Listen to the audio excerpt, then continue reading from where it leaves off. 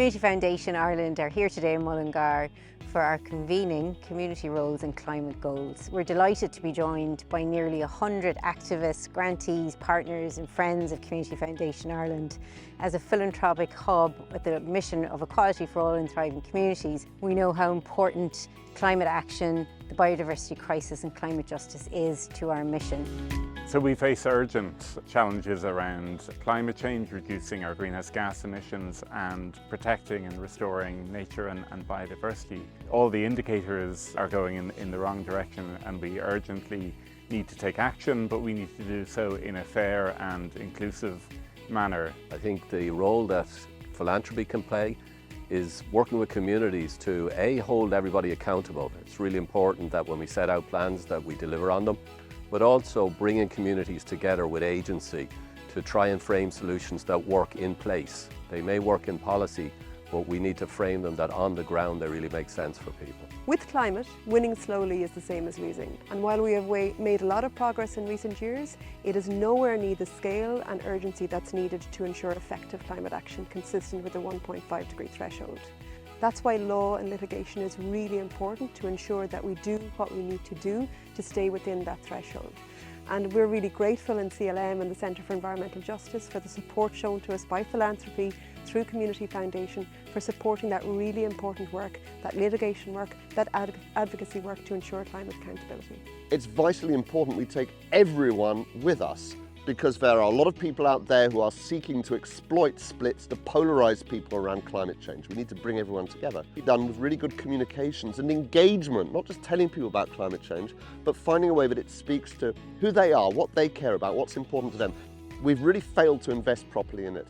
And my urge for governments, for philanthropy, is to put the resources into it to enable people to talk with people like themselves at a local level, but also particularly to put pressure on governments to say, communications and engagement is so critical because we've got to take everyone with us.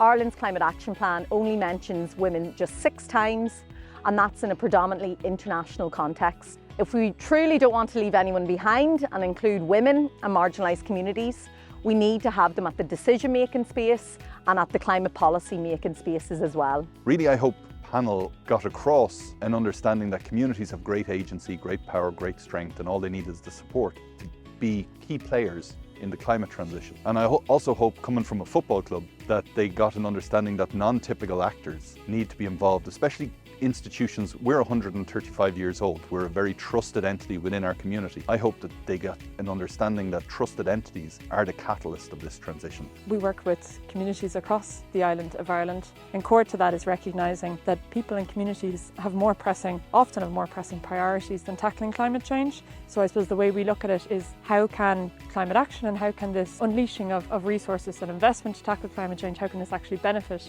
communities and tackle inequality in Ireland? I think an action that a community can take when they're on the journey towards more resilient or sustainable systems is to identify what is strong already. You know, what is the knowledge they have, the assets and skill sets that they have in their communities before we go out looking for expertise from the outside. And I think when we identify what's strong in our community, then it's easier, I think, to identify where we might work better together. I suppose there is optimism in the community I'm from to make positive changes. There's probably a little bit of uncertainty of how they can get involved, and I suppose it's movements like our co-op and other movements that are set up that you'd encourage people that are interested in making a difference to try and get involved and rowing behind.